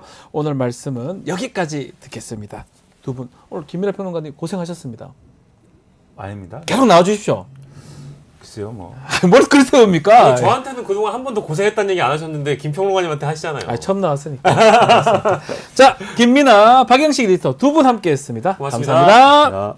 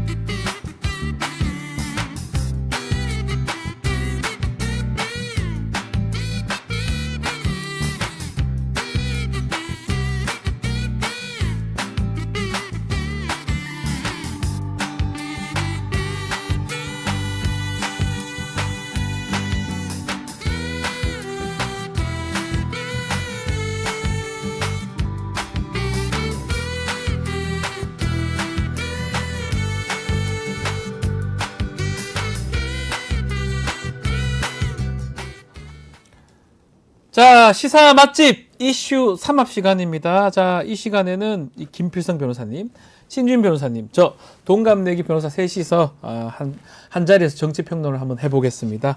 자, 안녕하십니까? 안녕하세요. 안녕하세요. 자, 이슈 3합. 세 사람이라서 3합 이렇게 지었다고 저는 생각이 드는데. 그런 걸로 알고 네. 있습니다. 3합 좋아하십니까? 아, 저 먹는 거 다 좋아합니다. 삼합도 좋아하죠. 신준희 변호사 3합 좋아하십니까? 저도 먹는 거 다 좋아합니다. 저도 사실은 서울 와서 이제 그걸 네. 먹게 됐는데 지금은 되게 좋아합니다. 아, 네. 처음에는 조금 그랬었는데 매우 맛있는 23합 합쳐서 아주 맛있는 어떤 정치평론을 좀 해보겠습니다. 자, 두 분께서 한 주간 좀 유의 깊게 바라봤던 정치 이슈 어떤 게 있을까요? 저는 정말 가장 최신의 따끈따끈한 네. 뉴스 토마토 단독 보도인데요. 아, 오늘 아침입니다. 6시에. 얘기했어요 저희가. 얘기했어요. 말씀해 주세요. 말씀해 주셔야 됩니다. 네네네. 김건희 여사 예. 총선 공천 개입. 야, 놀랍습니다. 이거 예. 여기 나오는 등장인물 네. A, B, C, D 4명이서 같은 이야기라고 했어요. 심지어 A와 B는 현직 국회의원입니다. 같은 얘기를 하고 있는데 똑같은 얘기입니다. 예, 이 이야기 이제 김건희 여사가 김영선 전 의원에게 네. 뭐 지역구를 옮겨달라 이런 네. 텔레그램을 보냈다라고 했는데 지금 다시 취재하는 결과에서는 김 전 의원은 부인하고 있고 뭐 보좌진도 부인하고 있다고 하는데 오히려 이걸 들은 사람들이 같은 얘기를 하고 있다. 이게 사실은 우리 기억날 겁니다. 제가 그때 놀랐는데 무슨 장기판 말처럼 요 사람을 열로 빼고 김해, 경남, 네, 창원 네. 요런데 그 부산 그런 일이 있었지 않습니까? 네, 지난 네. 총선 때 국민의힘 같은 경우는 요거 관련해서 김건희 여사가 그걸 조정하고 뭔가 해주겠다라고 한 텔레그램의 특징이 뭐냐면 캡처가 돼 있어요. 네. 이건 뭐 김웅 의원 지금 전 의원 알잖아요. 그 손준성 실형 받았죠. 그게 증거가 뭐 100% 정확하다고 봐야 되지 않습니까? 그렇죠. 그럼 이걸 어떻게 막을 방법이 있을까요? 아니라고 한다고 아니게 되는 겁니까? 그거를 이제 밝히면은 이거는 이제 완전히 말씀하신 것처럼 피할 수 없는 사건이 되는 것이고 그런데 지금 당사자는 뭐 아니라고 하고 있지만 그 텔레그램 받은 것이 있다. 내가 그거 사진을 확보한 게 있다라고 하는 사람들이 있기 때문에 네. 이것에 대한 파장은 앞으로 진짜 클 것 같아요. 예, 일파만파. 또 얘기하지만 텔레그램 저는 잘 안 쓰긴 하는데 텔레그램을 이렇게 해가지고 한번 캡처해서 보내잖아요. 그대로 다 남아 있어요. 맞습니다. 네. 그 텔레그램 네. 저는 하실 말씀 있습니까? 저는 이제 텔레그램을 주로 쓰는데요. 네. 뜨기 전부터 그랬습니다. 그래가지고 사실 그러니까요. 약간 원래 이제 제가 그 마무리날에 많이 쓰는 그 카카오톡은 잘 안 쓰는 근데 최근에 이제 말이 많아가지고 약간 눈치는 보이는데 네. 말씀하신 것처럼 그거는 사실 뭐 확인하고 하는 것들은 뭐 물론 카카오톡도 가능합니다만 텔레그램도 얼마든지 가능하고 예. 그리고 오히려 보안이나 이런 것들이 더 철저해서 그러니까요. 그러니까 철저하기 때문에 카카오 여기 텔레그램을 통한 기록이나 이런 것들이 더 조작이나 이런 것들 가능성이 낮다고 보는 거거든요. 근데 이제 문제는 수사가 제대로 될까? 언제나처럼. 수사는 뭐 지금 보면 수사하는 걸 보면 제대로 되지는 않겠지만 우리 토마토에서 뉴스 토마토에서 단독으로 냈고 아마 제가 좀 바람은 어쨌든 간에 이게 4명이나 갖고 있다면 그렇습니다. 어느 정도 사실관계는 확인해야 되고 좀 언론에 좀 다뤄줘야 될 내용 아닌가 그러니까 이건 싶어요. 이제 뭐 제가 지금 말씀드린 수사가 될까라고 말씀드렸지만 이 정권이 끝난 이후까지 수사가 안 되진 않을 거예요. 네. 결국 이게 어떤 식으로든 계속 이슈가 돼서 묻혀가 바로 못하다고 하더라도 네. 결국은 엄청난 폭발력을 가질 것 같습니다. 맞습니다. 우리 김필성 변호사님 주목한 이슈도 한번 다뤄볼까요? 지난 3일날 네. 그 이제 잘 아실 겁니다. 그 김태효 국가안보실세 1차장님께서 네. 그 세종연구소에서 이제 강연을 하셨습니다. 네. 여기서 어떤 말씀을 하셨냐면요. 이제 해리스 아시죠? 이번에 이제 민주당 해리스 대통령 이제, 후보. 아니, 네. 미국 대통령 후보지 않습니까? 이제 뭐 이제 집권 가능성이 좀 높아지고 있어서 이제 사실 뭐 어떻게 될지 모른다고 얘기를 하는데 뒤늦게 들어갔음에도 불구하고 근데 그 해리스의 안보 참모에 대해서 해리스 안보 참모가 내가 보기에 생소한 사람들이다. 내가 한 수 가르쳐야 될 것 같다. 아, 지금 무슨 말이야?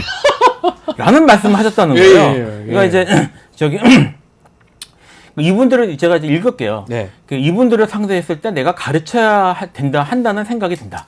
이거 좀 다운표 있는 걸 읽은 겁니다. 예. 빨리 중요한 문제를 선택하고 드라이브를 걸어야 하는데 이분들이 파악하고 업무를 익히고 확신을 갖기까지 시간이 걸릴 것. 시라고 우려하셨다는 거예요. 이게 어쩌면 지금 미국 민주당의 대통령 후보니까 지금 사실 당선 가능성이 가장 높은 사람 중에 하나죠. 상황상 그렇죠. 상황상 그렇지 않습니까? 실제로 될 가능성도 충분히 있고요. 예. 근데 지금 미국 대통령 될 사람에게 그 미국과의 관계를 중요시한다라는 정권의 지금 사실상 이제 뭐 외교안보 라인의 최고 이제 권력을 책임자라고 봐야 되겠죠. 그렇게 예. 지금 평가받는 인물이 해리스 안보 참모들 내가 보니까 잘 모르는 사람들 같아. 내가 만나서 좀 가르쳐야 될 것 같다라는 입장을 공식 사상에서 하셨다는 좀 건 커 보여요. 안 좋아 보여요. 적절한 건지. 아니 그리고 가르칠 능력이 되나요? 그러니까 뭐 뭐- 얘기 들었을 때 상당히 불쾌해 보이지 않나요? 그러니까 이게 할수 있지 않나요? 이게 지금 저도 뭐 제가 외교나 뭐 이런 안보 전문가는 아닙니다만 네. 상식적으로 생각을 해도 외교 전문가가 네. 그리고 이제 이게 무슨 지금 현재 대학 교수이신 게 아니잖아요. 공직에 있는 그런 실제로 정말 중요한 역할에 계시는 분께서 이런 얘기를 다 듣는데 공식적인 강연에서 했다는 거는 이거는 사실 뭐 미국 스타일상 이걸 바로 문제 삼지는 않겠지만 여기에 남아 있습니다. 저 100% 남아 있습니다. 예, 항상 그랬거든요. 외교 담당자예요. 어쩌면 뭐 그 대사보다 더 중요한 위치에 있는 외교 안보실의 차장인데 실제로는 실세 아닙니까? 교수 때는 뭐 성대 교수 하셨나요? 그때는 뭐 의시될 수도 있고 뭐 내 마음대로 할 수 있다 말하지만 실무 책임자고 담당자가 저렇게 얘기하면 정말 해리스가 되면 네. 해리스 참모들이 배우러 가야 되겠다. 아이고 야 저 잘 가르친다 하던데 이렇게 하지 않을 거 아니에요. 이거는 외교적으로는 결례가 될 가능성이 높아 보이는데요. 높은 정도가 아니라 이미 너무 심각한 상황인 그러니까요. 거죠. 그래서 지적을 해주신 거예요. 네, 김필성 변호사님 정말 너무 이게 말이 안 되니까 입을 못 다물 정도입니다. 그러니까 이게 지금 아마 좀 크게 다루진 않았어요. 그래서 네. 지금 사실 지금 현재 언론의 보도를 보면 중요한 내용들이 이렇게 덮여서 사실 크게 안 다루는 것 같긴 한데 네. 지금 한미 외교 문제에 있어서 이건 참 심각하게 바라봐야 되는 문제예요. 결례입니다, 결례. 네, 결례입니다. 그래서 참 뭐라고 자기가 뭐라고. 걱정이 사실 좀 됩니다. 이거 보고. 미국은 제가 알기로는 딴 거는 몰라도 외교는 결국은 나중에 다 갚아주더라고요. 네. 다 기억하고 있다가 리멤버하고 있다고요. 네. 봅시다. 아유 정말로 참. 자 민주당 박찬대 원내대표 22대 정기국회 첫 교섭단체 대표 연설도 했고요. 여기서 뭐 국정기조 전환해야 된다. 개헌 필요성도 얘기를 했는데 특히 이제 요 질문을 좀 드려보겠습니다. 김영석 간장이라든지 김문수 장관 등등의 해임을 요구를 했습니다. 이 부분은 어떻게 봐야 됩니까? 이 김영석 관장이랑 김문수 네. 노동부 장관 정말 국회에 와서 네. 김문수 이분은 어떻게 과연 뭐 일제강점기에 대한민국이 존재하지 않았기 때문에 국적이 일본이다. 일본이었다. 그걸 모르시냐고. 오히려 충격적이죠. 예, 오히려 막 반문을 하면서 그걸 왜 모르냐 이렇게 한 분이고, 그리고 이 김영석 독립기념관장은 네. 광복절이라는 이야기조차도 잘 못하는, 이게 무슨 어떤 상황인지, 어떤 상황에서 자신이 독립기념관장으로 갔는지에 대해서도 본인도 어리둥절한 것 같아요. 그러니까요. 본인은 광복절을 부정하고 있는 듯한 아하. 발언을 하고 예, 있는데 왜 나를 여기에, 약간 이런 어리둥절한 어떤 상황인데, 아무리 뭐 패널로서 저희가 뭐 반국가 간의 정말 이 친일 사과 정도가 아니라 저는 이게 반국가적이라고 생각을 여러 번 말씀드렸고, 우리 한국을 기준으로 봤을 맞습니다. 때 헌법을 부정하는 예. 자들이다라고 저는 계속 말씀을 드렸는데, 이 이야기를 뭐 저희 같은 패널이라든지 이런 사람뿐만이 아니라 국회에서 원내대표가 이 이야기를 공식적으로 남겨놓는 것 자체는 굉장히 의미가 있다. 그래서 한 것이다. 네네. 사실은 해임하지 않을 것 뻔하잖아요. 네. 그럼에도 불구하고 이렇게 구섭다시 원내대표가 연설을 하면서 한 거는 남기려고 한 거다, 이렇게 보시는 겁니까? 이제 사실 중요한 부분, 저는 이제 좀 몇 가지 네. 이제 말씀드리기 좀 있는데요. 네. 일단 이게 이제 단순히 부적절한 게 아니라 위헌적이라고 하는 걸 지적을 할 필요가 맞습니다. 있어요. 헌법에 반한다. 헌법에 이게 제가 지금 헌법 전문을 좀 펴놓고 있는데, 이렇게 나오고 3.1운동으로 건립된 대한민국 임시정부의 법통과 불이한 건 4.19 민주 이념을 개성하고, 이게 헌법 시작 부분이에요. 네. 근데 전문 제일 제일 앞부분입니다. 우리 다 외웠잖아요, 사법시험. 네, 그럼요. 사법시험 공부하고 시험 칠 때 네. 싹 다 헌법 전문을 다 지금은 못 외우지만. 예, 그래서 이걸 뭐 저한테 이렇게 물으신 분이 있어요. 그 이승만은 어떻게 평가하는 게 좋겠냐? 네. 제가 헌법 봐라. 헌법에 보면 불의한 건 4.19 민주이념 이렇게 돼 있거든요. 네. 불입니다, 불이. 불이다. 이승만은 불이다. 예. 나와 있잖아. 독재 부분 불이잖아요. 네, 불이라고 돼 있어요. 그러니까 사실은 지금 이게 여러 견해에 대해서 저 사람들은 저런 견해를 갖고 있지, 이렇게 갈 게 아니라 네. 공직에 좀 중요한 공직에 있는 분들이잖아요. 저 사람들의 말이 위헌입니다. 위헌인 거를 지적하지 않을 수 없어요. 네. 그러니까 지금 물론 이제 위헌적인 발언과 위헌적인 사고 방식을 갖고 그 자리에 있다면은 사실 공직자로서는 자격이 없는 거죠. 그래서 네. 해임 이야기를 하는 건 당연한 건데, 해임하고 아닌 걸 떠나서 제가 또 한 가지 좀 주목하는 것 중에 하나는 뭐냐면, 최근에 이재명 대표하고 약간 다른 행보를 보이고 있어요. 제가 봐선 이게 이제 둘이서 논의해서 하는 건지 아니면 뭐 다른 생각이 있는 건지 모르겠는데, 이재명 대표는 최근에 이제 그 여야 영수회담 있지 않았습니까? 이재명 대표는 계속 먹사니즘 얘기를 하면서 민생 얘기를 하고 있습니다. 그러니까 이제 민생에 대해서는 이재명 대표가 강조를 하고, 네. 하지만 그럼에도 불구하고 지금 말씀드렸던 이런 것들이 특히 이제 국회나 이런 곳에서는 헌법 문제는 넘어갈 수 없는 문제거든요. 그렇죠. 누군가 지적을 해야 되는데. 국회가 안 하면 누가 합니까? 그러니까요. 그러니까 박현재 대표가 원내 대표로서 지금 그 이야기를 해야 될 곳에서 이야기를 나눠서 한 것 같은 그런 네. 느낌이에요. 자, 지금 이 상황인데 역사적 문제, 일본과의 문제 사실은 좀 심각한 상황인데, 기시다 전 총리, 지금 총리입니다. 곧 전 총리가 될 기시다 총리가 지금 방한을 한다고 합니다. 이걸 만난다. 뭐 급한 현안이 있는 것도 아니고, 이 만남은 어떤 의미를 우리가 부여를 해야 됩니까? 어떻게 보십니까? 일본 총리의 이임식을 네. 우리나라 국민의 세금으로 해주는 게 아닐까. 그것도 원래는 당일 방문 예정이었다가, 네. 기시다. 나의 이임식을 지금, 한국 돈으로 해주는데 당일 되겠어? 네. 1박 2일. 네. 그래서 1박 2일로 하는 걸로 성대한 어떤 이임 축하 네. 만찬이 되지 않을까. 네. 그런 생각이 들고요. 그 얘기도 합니다. 지금 비판을 해요. 세금으로 왜 남의 총리 임식을 해주냐. 심지어 서울서. 예. 일본에서는 예. 환영받지 못하는 정말 지지율이 저조한 총리인데, 네. 그럼에도 불구하고 이제 앞으로도 자신의 정치적 영향력을 계속 행사하기 위해서는 한국통이다 내가. 네. 한국이 내 발밑에 있다. 확실하게 보여줄게. 봐봐! 나 이 정도라도 한국 가면 장난 아니게 먹혀. 이거 확실하게 보여줄게. 얼마나 나를 해주는지. 그거 보여주러. 아하. 자신의 이제 일본에서의 입지도 나를 통하지 않으면은 한국을 다스리기 어려울 거야. 이런 어떤 영향력. 그런 거죠. 기시다 입장은 네. 충분히 이해가 돼요. 기시다 네네. 입장에서 해준다는데 고맙죠. 땡큐. 아리가또 고자이마스 하면서 와야 되겠죠. 네. 근데 문제는 우리 윤석열 대통령이나 우리나라 입장에서 이게 무슨 이익이 될 거며, 또 국정 지지율에 이게 도움이 된다고 봐야 됩니까? 이게요, 아까 제가 말씀드린 거 연결이 좀 예. 해서 말씀드릴 필요가 있을 것 같은데, 지금 미국 해리스 같은 경우에는 차세대 권력이에요. 될 가능성이 매우 높아요. 매우, 사실은. 예, 매우 높은 인물이 점점 올라가고 있는 인물이고 예. 있는데 물론 뭐 아직은 모르겠지만 네. 인물인데 그 해리스에 대해서는 그렇게 평가를 하면서 비판을 하고. 근데 지금 물러나는 총리에 대해서는 이런 대우를 해요. 뭐 가는 사람이에요. 저보다 못한 사람이에요, 이 사람. 이거는 그러니까 지금 사실 이제 왜 기시다를 부르냐 뭐 이런 문제에 대해서 여러 가지 분석이 있는데 네. 분석하는 게 의미가 있을까 싶습니다. 이쯤 되면 이거는 의사결정 구조 자체가 문제가 있는 게 아닌가. 아하. 그러니까 뭐 지금 이걸 뭐 리스크를 사실 외국 같은 경우는 진짜 명분과 이런 수싸움이잖아요. 이런 것들에 대한 제대로 컨트롤된 컨트롤 타워 자체가 지금 망가져 있다. 그러니까 개인적으로 보고 싶어 본다는 느낌도 들고. 정말 그렇게밖에 말할 수 없는 상황이에요. 왜냐하면 우리가 외교 한번 따져봤을 때는 혹시나 보고 싶으면 몰래 만나든지 이렇게 네. 대대적으로 방한 일정을 잡고 일본에서 홍보하고 우리 굳이 할 이유가 없는 거잖아요. 그러니까 이걸 분석하는 게 의미가 없을 것 같아요. 오히려 지금 우리나라 외교안보 라인이 얼마나 총체적으로 망가져 있고 그 정보 수집, 그다음에 의사결정 이런 것들이 얼마나 제대로 동작하지 않고 있는가를 단적으로 보여주는 것 같아요. 무너진 상황이 아닌가 생각이 됩니다. 그만큼 저는 뭐 이게 단언하기는 어렵지만 기시다 가가지고 우리한테 아니면 또 윤석열 정부한테 1이라도 도움이 될 거는 저는 없다고 보거든요. 그렇죠. 지금 단계에서. 기시다는 그냥 여기 있는 우리보다 못해요. 한국하고 관계도 없는 사람이라고 봐야 되는데 알겠습니다. 자, 박찬대 교섭단체 원내대표 대표 연설 어제 했다면 오늘은 추경호 원내대표 국민의힘이죠. 교섭단체 대표 연설을 합니다. 자, 어떤 내용을 좀 할까요? 추경호 원내대표 그래도 뭐 좀 합리적이다 이런 평가도 있는 것 같은데 어떤 내용을 할지 또 어떤 내용을 담아야 될지 얘기 좀 주시면 좋을 것 같아요.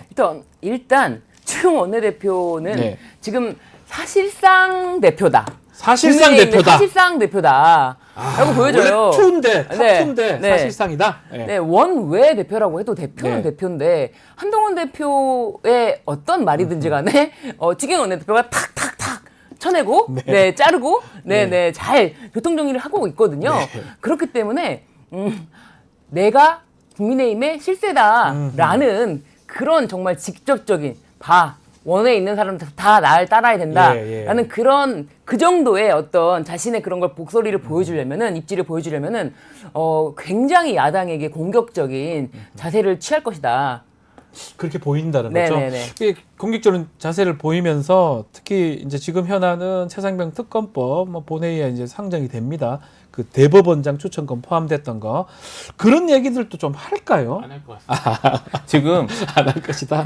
지금 이제 올 새벽에 나온 뉴스를 보면 네. 대표 연설의 주제가 미래협치 민생이라고 나와 있는데요. 미래입니까 또? 네, 미래협치 민생 지금 말씀하셨던 것처럼 일단 그런 문제에 대해서는 원론적이고 네. 좋은 그런 이제 뭐 주례사 같은 뭐 그런 얘기만 나올 거예요. 주례사요? 예, 이거 사실 현안들 있잖아요. 예. 현안들에 대한 구체적인 얘기들은 안 나올 겁니다. 예. 매일해서 이익 될 게 없을 거고 그리고 거기에 관련돼서는 뭉뚱그려서 이건 다 여당 잘못이다, 야당 잘못이다, 그렇죠. 아하. 야당 잘못이다, 야당이 협치 안 한다. 네. 라는 식으로 묻어갈 거고요. 모든 걸 정쟁으로 끌고 가려고 한다. 네, 예, 그런 식으로 갈 겁니다. 그러면서 이제 지금 두 가지, 뭐 민생이 지금 안 되고 민생에 신경 쓰자.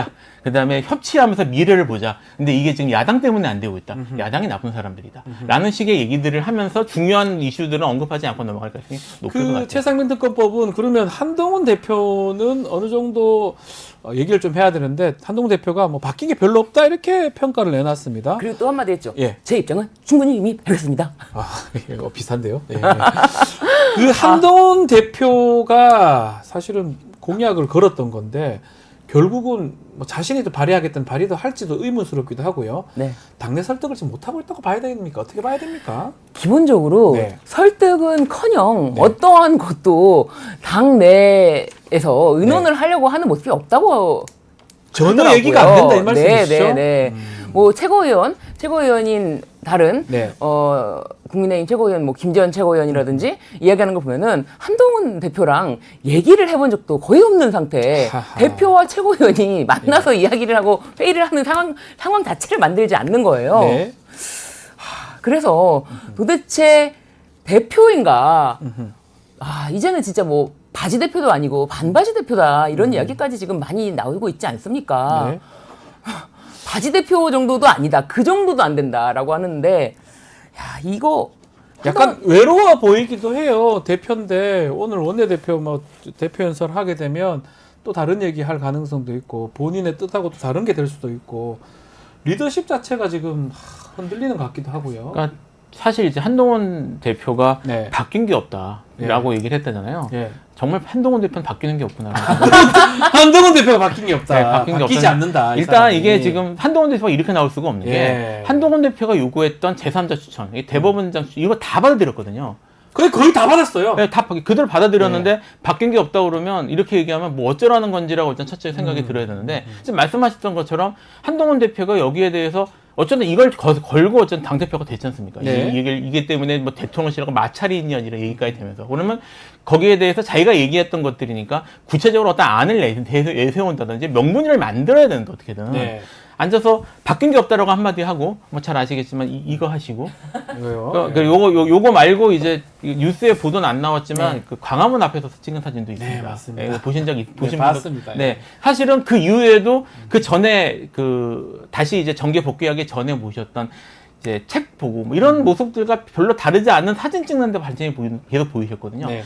여기저기 변한 게 없구나. 그리고 이분은 그 정말 정치적 현안이나 이런 것들에 대해서 아까 지금 말씀하셨던 것처럼 이분이 뭐 내가 정말 뜻한 바가 있고 내가 목적이 있고 그런 명분이나 방향이 있는데 당에서 안 도와줘 이게 아니에요 지금 모습을 보면 네. 그런 전혀 여기 보이지도 않지 않습니까? 그러니까 이분은 여전히 다음에 어디서 찍지 사진? 네. 사실 이런 생각을 하는 거 아닌가? 좀 제가 말이 좀 아니요. 뭐 지금 그 일반 사실은 그런 모습들만 계속 보이고 있어서 지금 여기에 대해서 뭐 체납무 특검에 대해서 전향적으로 이제 해결한다거나 그 외에 이제 국민의힘 내부의 여러 문제들이 있지 않습니까? 그 네. 내부 현안에 대해서 어떻게 돌파하겠다는 생각 자체가 없는 것 같아요. 제가. 그렇죠. 한동훈의 시간 얼마 안 남았는 것 같은데. 네. 근데 이 한동훈 예? 대표가 그럼에도 불구하고 전혀 기가 죽지 않을 수밖에 없는 게 자신이 가장 오랫동안 지켜봤던 윤석열 대통령이 윤석열 검찰총장이 네. 대통령이 되는 모습까지 봤잖아요. 네. 근데 본인이 생각하기에는 어허. 본인의 능력이 윤석열 대통령보다 더 뛰어나다고 생각하는 그것만큼은 확실하다. 저는 그렇게 생각합니다. 그런 생각이 있다고요? 네, 그런 능력만큼은. 능력은 그리고 왜냐하면 이거는 사실은 윤석열 대통령 본인도 지금 뭐 기자회견 때도 다 얘기하지 않았습니까? 네. 저는 뉴라이트 잘 모릅니다. 네. 잘 모릅니다. 인사는 뭐 진짜 모르는 것 제청하고 같아요. 예, 예. 1번으로 추천된 사람은 그냥 찍습니다. 저는 합니다. 한 번도 예. 거절한 적이 없어요. 이 정도로 본인이 아무것도 모르는 허수아비다라는 어떤 그런 자백에 가까운 네. 기자회견 답변을 봤는데 본인도 인정한 거 아닙니까? 그렇다면 나는 그 정도는 아니야. 나는 그 정도는 아니고 윤석열 대통령이 된 걸 보면 뭐 이미지, 센 이미지였나? 나는 합리적인 이미지, 나는 멋진 이미지 그렇게 생각하고 가져갈 있을 거야. 것이다. 네, 그렇게 생각하기 때문에 조금도 기가 죽지 않을 것이다. 그렇지만 네. 국민들이 이제 좀 더 보겠죠. 그냥 네. 그거 지금 이건 거 보고 찍어주진 않을 것 같은데요. 알겠습니다. 하나 좀 더 살펴보겠습니다. 지금 좀 놀라야 되는 게 문재인 전 대통령 뇌물죄 지금 조사가 진행되고 있는데 뇌물 피의자로 압수수색영장에 적시도 됐습니다. 어젠가요 딸 문다희 씨 SNS에 입장도 밝혔고요. 또 뭐 한편에서는 퇴임한 대통령 다 이렇게 조사받고 뭐 잘못되냐 이런 얘기도 나오고 있는 상황인데 두 분은 이거 어떻게 보십니까? 이 조사, 뇌물죄 조사하는 거. 우선 네. 이 뇌물죄를 적용할 때 이제 사실은 이제 뇌물죄에 대해서 일반 뇌물죄가 네. 있고요, 단순 뇌물죄가 있고요, 그리고 제3자 뇌물죄도 있고요, 뭐 수레오 부정 처사죄도 있고요, 여러 가지가 있는데 이제 그런 거를 생각하시면 여러분들은 복잡하시니까 네.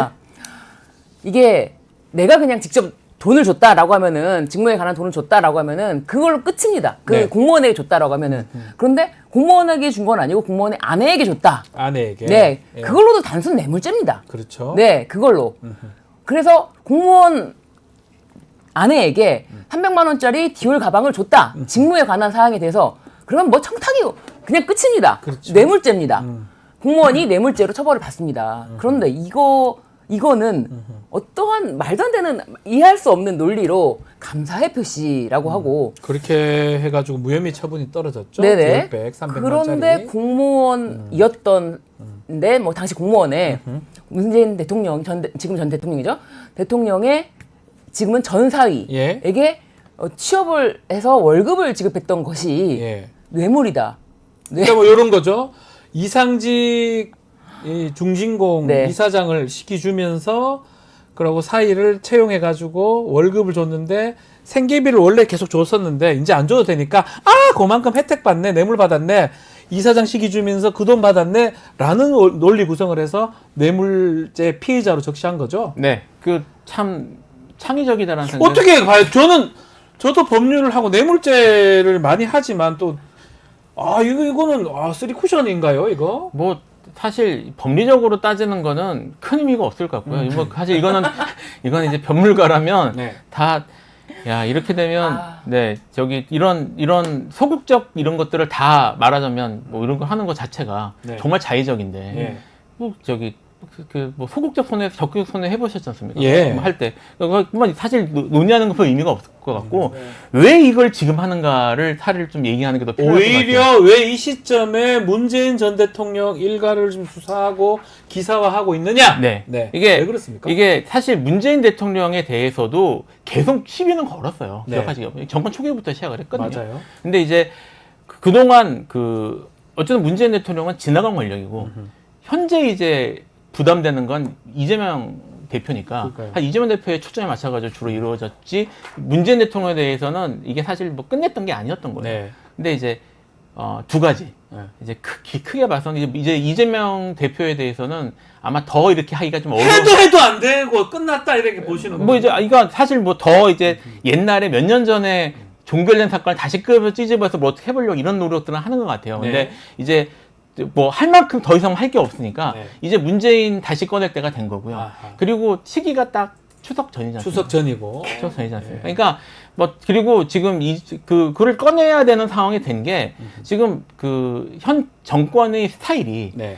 이런 여러 가지 뭐 예를 들어 위기지 않습니까? 지지율도 낮고 여러 가지 정치적 현안이 있는데 이거를 새로운 수사로 넘는 네. 사실 딱 하는 이제까지 계속 보여온 방법이죠. 방법은 네. 패턴이거든요. 예. 그러니까 새로운 수사 이게 이제 이재명과 버금갈 정도의 영향력과 그런 이슈를 주목받을 수 있는 그런 수사. 문재인밖에 없으니까. 저 궁금한 거. 네. 옛날에는 뭐 국민들이 모르고 문재인 뇌물 받았어, 문재인 뇌물 받았어 이랬는데 지금도 그럴 수 있나요?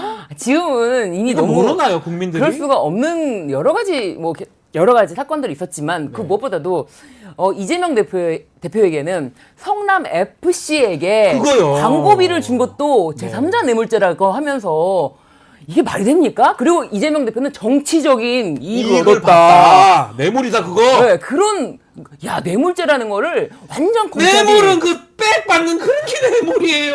왜 딴 걸 갖고 자꾸 뇌물이라고 하노? 코에 걸면 코걸이. 사투리 쓰면 안 되는데. 예. 뒤에 걸면 귀걸이구나라고 이제 많이 너무나 게다가 또 북한에게 준 북한 돈은 김정은한테 뇌물 줬다고. 그 돈은 이재명에게 뇌물이다. 이게 말이 너무 웃긴 게 그렇게 듀얼백 같은 거 주는 게 뇌물이에요. 딱 보이잖아요. 찍혔잖아요. 네. 근데 뭐 북한한테 주고 광고비 받는 거 이런 걸 뇌물이고 월급 받는 거. 사위 월급 받은 거 뇌물이고 거기 뭐 뇌물죄를 검찰이 이거를 무슨 뭐 코미디로 끌고 가려는 건지 도대체가 자신들이 그냥 뇌물죄로 찍어 그러면은 찍는다는 것이 네. 이게 이게 이러면 나중에 검찰 지금 어쩌려고 저럽니까 다들. 뭐 별로 그렇게 고민은 없을 거예요. 고민 없습니까? 지금 네. 사실은 이미 지금 디올백 얘기를 하시지만 네. 뭐 법원에서도 곽상도 의원 50억 원 아니라면서요. 예. 50억은 또 이제- 독립생계니까 무죄였잖아요. 이거 독립생계냐 아니면 독립생계가 아니냐는 완전히 자의적 판단이 휴맘이죠. 아니요, 그러죠, 그러면. 다 성인인데. 다 독립생계 만들어 놓고, 주민등록 파주고 뇌물 받으면 되겠네, 그러면. 그러니까 지금 이게 누가 봐도 그런 건 뇌물이잖아요. 사실 솔직히 상식에. 네. 법 다 떠나가지고, 그렇죠. 50억, 죄송합니다. 받으면 됩니까? 그러니까 뭐 제가 아까 법으로 얘기하는 건 별 의미 없을 것 같다고 하는 게 지금 국민들이 사법 시스템이 사실 법원에서도 그렇게 평가를 한 것도 있으니까 네. 사법 시스템 자체에 대해서 저기 뭐 저렇게 하냐? 이런 이게 생각이 뭐냐고, 상식적으로 이게 지금 도대체. 드는 상황이에요. 그래서 이걸 법리적으로 뭐 맞냐 아니냐 이거 따지는 게 특히 방송 같은 데서 물론 뭐 전혀 필요 없다고 생각하는 건 아니지만 이미 이 정권이나 검찰에서는부터 그런 거 별로 고민 안 하고 하는 거죠. 그래서 오늘 제가 조금 흥분을 했습니다. 저희 법률을 이제 동갑내기 변호사라 보니까 법을 보고 왜 상식적으로 적용을 하지 않느냐. 저희도 법을 공부를 엄청 했고요. 다들 20년, 30년씩 공부를 했기 때문에 뇌물죄를 그렇게 많이 봤는데 최근에 보면서 뭐 이해가 안 되니까 제가 하도 답답해서 조금 소리 높인 점 양해 말씀드리겠습니다. 두 분 대신에 제가 소리를 높였습니다. 네네네. 네. 저는 진짜 제가 저만 이해가 안 되는 상황인지에 대해서 답답해요. 정말 너무 답답해요. 저는 정말 이런 식으로 뇌물 걸 것 같으면 전 다 걸 수 있을 것 같아요. 못 걸 수 있는 사람 다 걸 수 있어요. 이래 되면 구성만 하면 한 3쿠션, 4쿠션, 5쿠션 하면 야 너 그 아버지 신청 뭐 이래가 다 걸 수 있는 거잖아요. 네. 그렇게 해서는 안 되는 거죠. 당연히. 알겠습니다. 네. 자, 이수자마 오늘 여기서 마무리를 해야 될 것 같습니다. 신유진, 김필성 변호사님 두 분 감사합니다. 감사합니다. 자, 방송 마치기 전에 공지 하나 해드리겠습니다. 저희 뉴스톱 맞죠 채널 곧 50만 명이 구독자 달성이 됩니다. 지금 48만 6천인가요? 7천인가요? 조금만 와주시면 지금 당장 오신 분 구독, 좋아요, 알림 설정 좀 해주시면 50만 되니까요. 부탁 좀 드리겠습니다. 자, 50만 달성 축하하기 위해서 저희 이벤트 지금 준비하고 있습니다. 저희 방송 보면서 특히 하고 싶은 말씀, 또 시청평, 또 시국에 대한 토로, 저한테 또 박지훈한테 하고 싶은 말씀 또 뭐든지 부탁드리겠습니다. 옛날 라디오 DJ 사연 보냈던 거 하고 갔습니다. 화면 나오는 주소에 손편지나 그림 엽서를 보내주시면 선정해서 라이브 중에 저희가 소개를 해드리겠습니다. 푸짐한 선물도 준비되어 있으니까요. 꼭 참여 부탁드리겠습니다. 내일 방송도 잠깐 소개해드리겠습니다. 김의겸 전 의원과 대담한 대담 준비되어 있고요. 배상원 프로파일러, 또 김종대 의원의 최강 디펜스 코너도 준비되어 있습니다. 많은 관심 부탁드리고요. 이어서 2부 뉴스 인사 프라임 진행이 되니까요. 어디 가지 마시고 조금만 기다려 주십시오.